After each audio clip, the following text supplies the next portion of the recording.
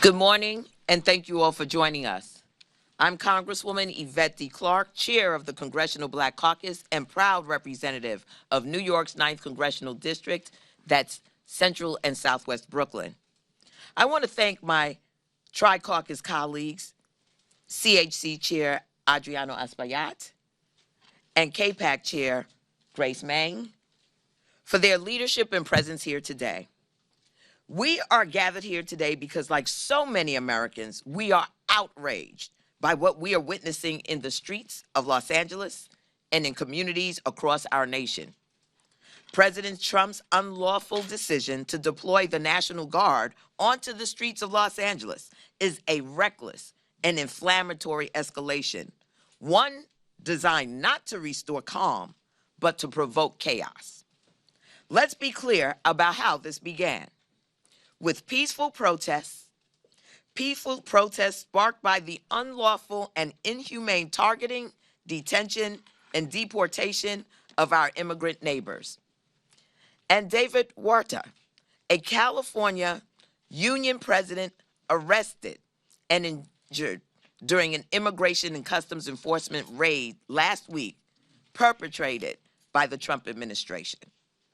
The Los Angeles Police Department had largely stabilized the situation, but instead of de-escalating, President Trump seized control of the National Guard forces in defiance of constitutional norms and poured gasoline on an already volatile moment. Now, under the false guise of restoring order to a crisis of his own making, the president has deployed hundreds of active duty Marines to engage in domestic law enforcement, something they do not have the legal authority to do. Don't fall for the lie. This is not about protecting public safety. It's about stoking fear and silencing peaceful dissent. It's about turning us one against one another. This is a direct attack on civil rights, due process, and our democratic norms, targeting Black and communities of color. Perhaps the most sobering truth is this. For Donald Trump, Los Angeles is only the beginning. If this president is willing to send military troops into an American city over peaceful dissent, we must ask, what happens next?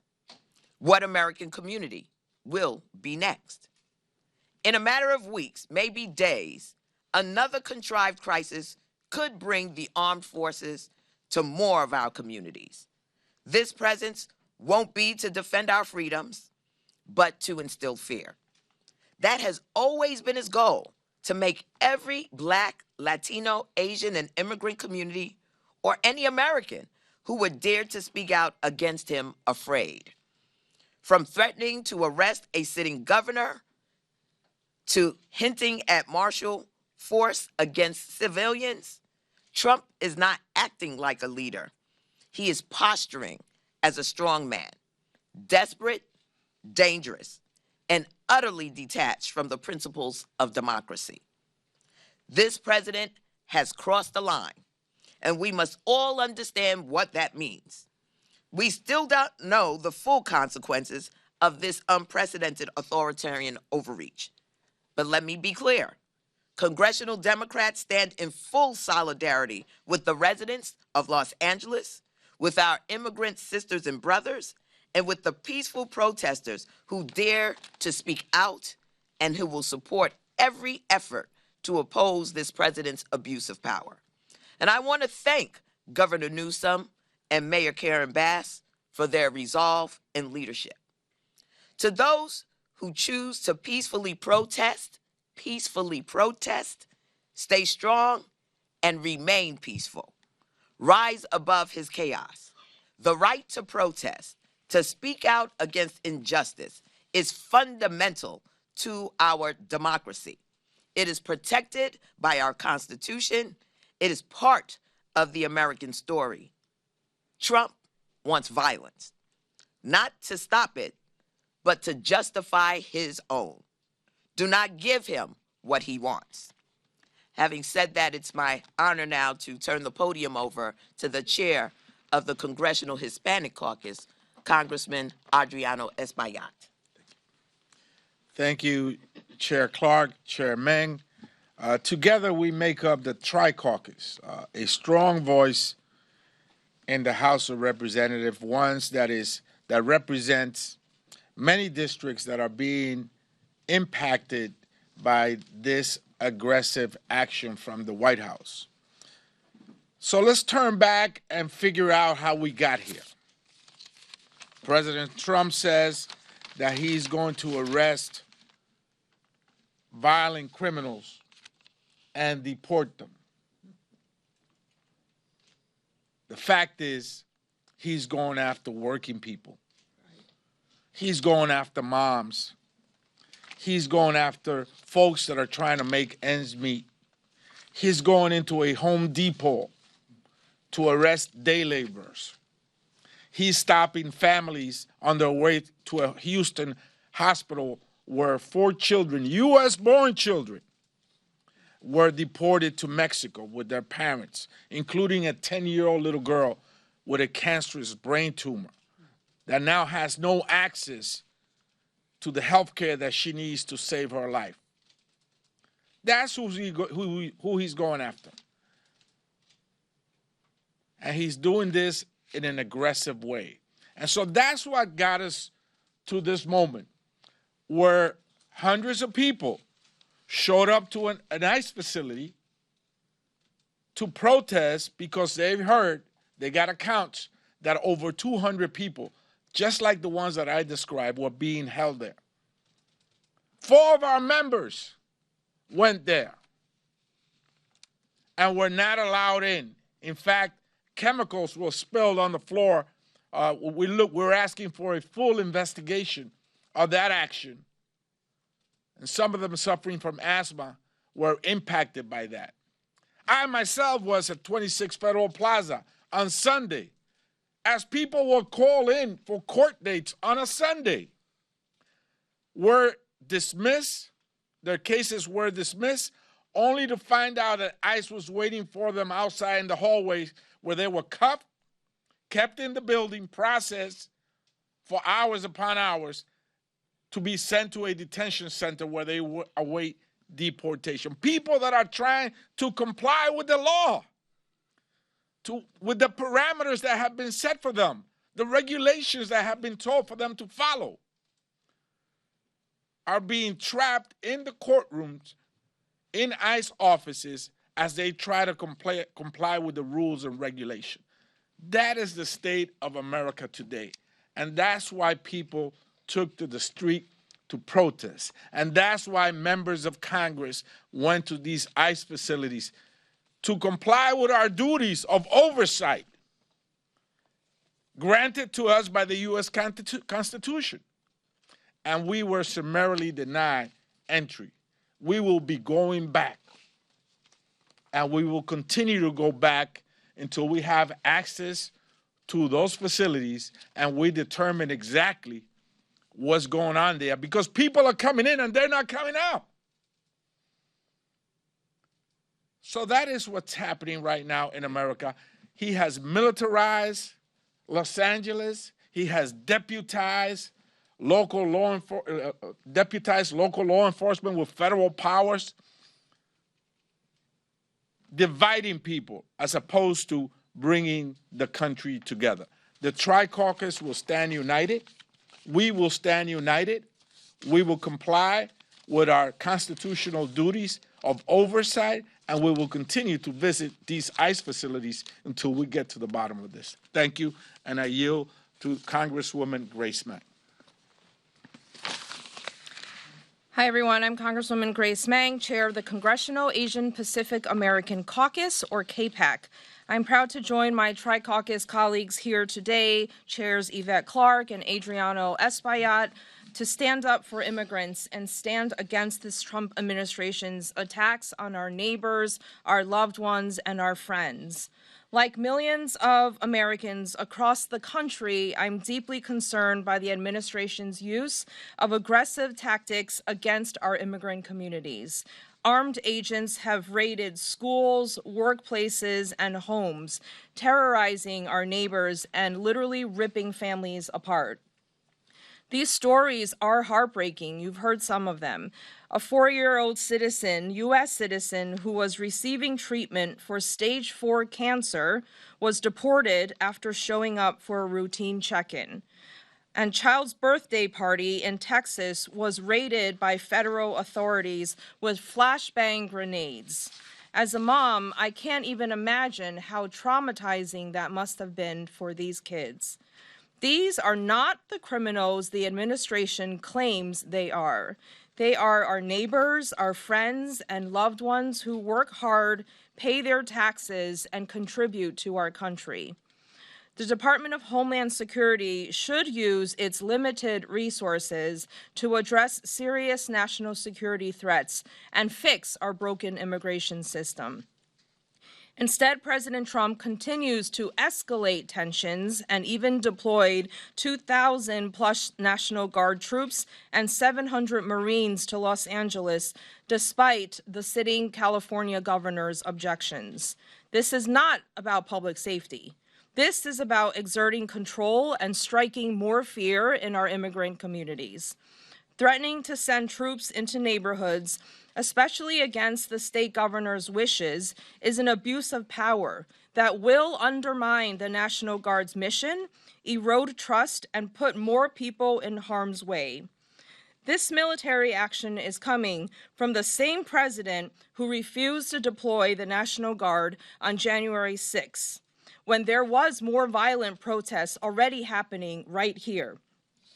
My colleagues and I were trapped in the Capitol while brave law enforcement officers here put their lives on the line to protect us from violent insurrectionists. And I remember getting the message very soon that no, the president will not be sending the National Guard. Let me be clear, Americans have a constitutional right to protest peacefully and to demand justice and due process for their neighbors, especially when the federal government fails to uphold these principles. As members of Congress, we have been exercising our legal authority to conduct oversight of detention centers and demand accountability from the administration. We stand in solidarity with the immigrants who make America great, and our country is made stronger because of them. And we will continue to fight for immigration policies that reflect our nation's values of fairness and dignity for all, not cruelty disguised as law and order. Thank you, and I yield back to Chair Clark. Let me thank all of my colleagues assembled here. This is a representation of our Democratic caucus to a large extent, because indeed, we are a reflection of the constituencies that sent us here to represent them. Having said that, we're open now for any questions you may have. Yes, could you state your name and your publication or outlet? Yes, my name is Annie Shea, and I'm with the Daily Caller News Foundation. We've heard some Democrats say today that they condemn any violence that broke out in L.A. over the weekend. However, Congresswoman Maxine Waters has said that there's been no violence. She didn't see any violence. There wasn't anything happening in L.A. And there's just a bit of a difference in messaging there from what we're hearing from a lot of other Democrats. Is that concerning at all, that difference in messaging, or anything of that nature? I think everyone is entitled to their opinion. She's there on the ground and she has her own observations. Any other questions? Yes. I'm Lucy Cox with Fox News. So President Trump and the DOD have sent 700 Marines to LA, but they're needing additional training for domestic situations. So what do you think this says about the decision to send Marines there? Well, I think it's a waste of taxpayer dollars. The governor of the state of California has not requested this, and it's being imposed on his state. Yes. Nick with Politico. I wanted to ask about a post on X last night by Senator Fetterman of Pennsylvania. He said that your party loses the moral high ground when you refuse to condemn setting cars on fire, destroying buildings, and insulting law enforcement. I was wondering if I could get your response to that. Is this helpful for him to be criticizing others in the party? He has a First Amendment right to say whatever he'd like to say. Next. Carrie Pickett for the Washington Times. Now, it's been reported that 14 law enforcement officers so far have been injured in L.A. rioting, and there have been reports of millions of dollars in property damage. Do you believe, given these statistics, that these protests are peaceful and that they do not constitute an insurrection? I don't believe there's an insurrection taking place. And I'd like to see the statistics around those who are ill and sickly who are currently being detained. Okay, one other question. Leader Jeffries recently said that every single ICE agent who's engaged in this aggressive overreach and are trying to hide their identities from the American people will be unsuccessful in doing that, and every single one of them, no matter what it takes, no matter how long it takes, will of course be identified. Do you think that ICE agents should be identified and to the public, and why is the Democrat position that criminals should remain masked and law enforcement should be unmasked? Anyone that's enforcing the law or is an agent for peace or the law should not be anonymous. Why should they be anonymous? What about those protesting, though? I don't believe that anybody should be anonymous, but precisely someone that is enforcing the law, that comes into your house, knocks on your door, should not be anonymous. Their name should be branded in their uniform, and we should be able to identify their face. Absolutely. And just to add to that, how do we know who these individuals are? Any Joe Schmo on the street can now claim to be an ICE agent and harm someone in our communities. That cannot stand. That could not stand.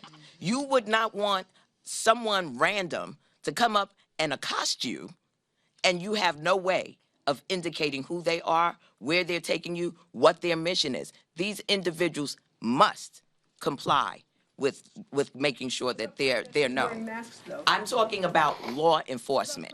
We're talking about law enforcement. Protesters and law enforcement are not on the same level. So to try to equate the two is a false equation. Next. Thank you, Madam Chair. Michael Jones, Once Upon a Hill. Democrats joined Republicans last night on a resolution to condemn the terrorist attack in Boulder last week. It shows that bipartisanship, that Democrats are willing to stand with Republicans on issues of democracy, issues of fighting anti-Semitism. Are you disappointed that so few Republicans have come out and joined you all in pushing back against the Trump administration and what you all describe as lawless? And what do those conversations look like with your colleagues behind the scenes across the aisle? Are you hopeful that some will join you all in condemning the Trump administration, this lawlessness that you claim is going on? I'm disappointed, but I'm not surprised. I can say that there are Republicans who are weaponizing tools to fight anti-Semitism. Republicans say they stand against anti-Semitism, and at the same time, they're trying to decimate funding to agencies like the Department of Education's Office for Civil Rights, which is our main agency to fight back against anti-Semitism on campuses, for example. Yes. Mexican President Claudia Your name and Nathan Worcester, Epic Times. Okay. Mexican President Claudia Sheinbaum has described some of the protesters as heroes. Does that raise any concerns in terms of national sovereignty or political interference from abroad? You know, everyone has their observations. You know, we don't live in isolation, and people are watching what's taking place around the world here in the United States. Like we have here our First Amendment right to speak out, she has hers. Mm-hmm. The Mexican president is entitled to her opinion. Mm-hmm. Our president wants to rename the Gulf of Mexico to the Gulf of America. How about that? Mm-hmm. Is that hemispheric interference? He has opinions about practically every country in the world. Not all the time the best opinions. He's called countries names that I will not pronounce in this audience. So he has his own opinion. She's entitled to hers. Is it equivalent to Vladimir Putin weighing in on American protest activity? No. Equivalent.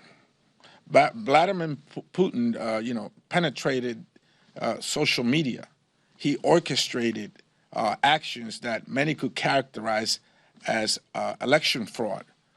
He was actively involved in swaying the American public in support of one candidate against the other. I don't think that's what the Mexican president is doing. say your name. Congressmember Nanette Berrigan, California's 44th District. The Mexican president, when she made these comments, was referring to people that were protesting peacefully against mass deportations. And of course, in Los Angeles, we have a large Mexican population. So I stand with the people in Los Angeles who are protesting peacefully against these mass deportations and against the process, which is ICE treating people without any dignity and inhumanely. So I believe the context in which she said it was about standing with protesters and making sure people are treated with dignity. So let's not confuse that with Vladimir Putin and him interfering with an election that has nothing to do with Russian Americans.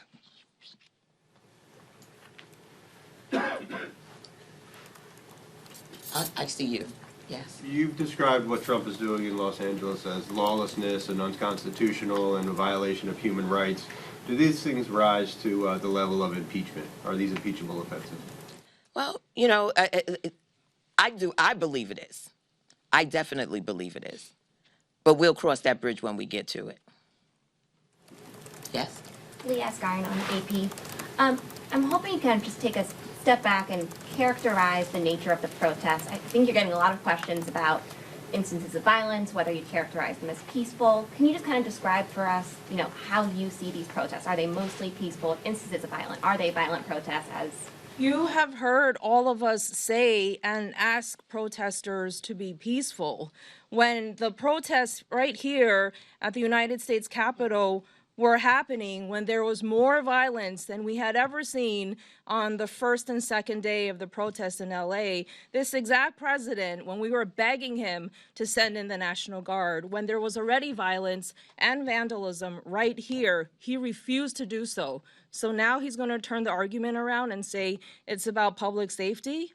You can't be a hypocrite like that.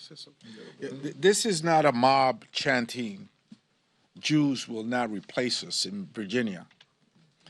This is not a violent mob chanting, hang Mike Pence, where's Nancy, in the Capitol. For the most part, the protesters are peace-abiding people that are concerned about the aggressiveness of ICE and human rights and the treatment of immigrants across the country. I don't know of any immigrant that leaves his or her house in the morning and says, wait a minute, let me see how I break the law today, get arrested, and deported. Quite the contrary. They probably leave their houses and say, I'm going to abide with the law. I don't want to be stopped. I don't want to be arrested and deported. So the people that are protesting, for the most part, they're not violent. They're not there to cause issues of trouble or vandalism. The ones that are there causing that, we're rejecting that forcefully, and we're saying to people, protest peacefully. But certainly, this is not to the standard of a mob chanting, Jews will not replace us, or hang Mike Pence.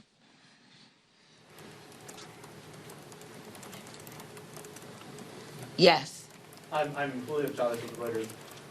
Seeing what the response has been in California, what are your thoughts on how counter-protesters may be received here in D.C. On the weekend for the birthday parade? Well, as long as they're peaceful, they have a right.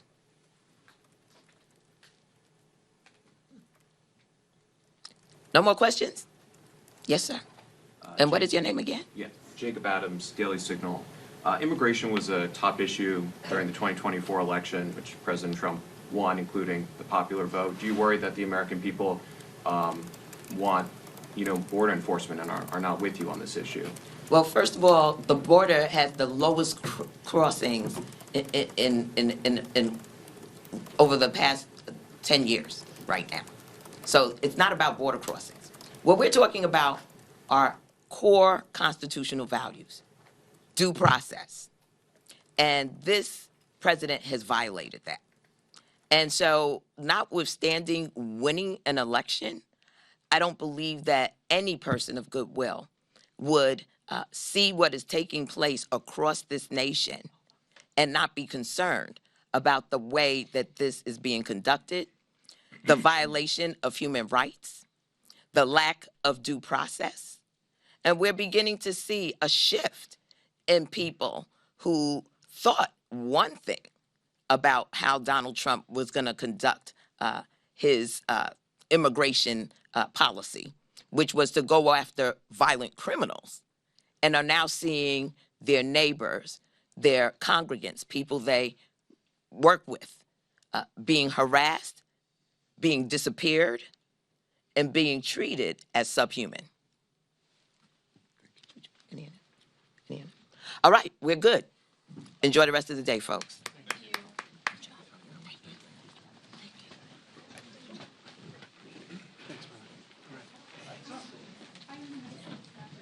Yes, you did. You were smart about that, right?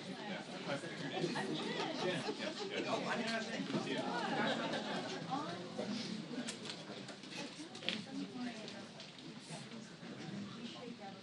Yes, yes.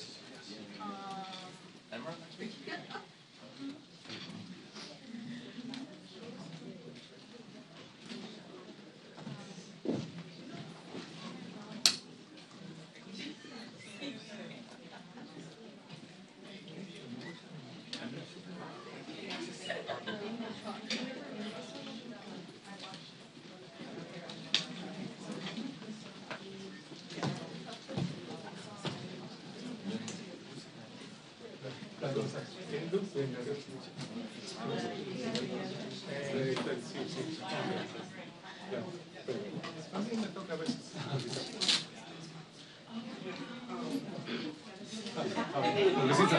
Telemundo, señor. Señor.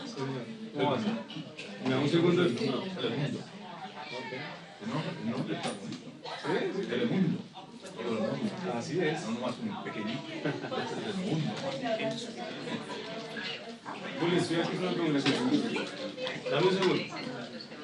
Ok, dame un segundo.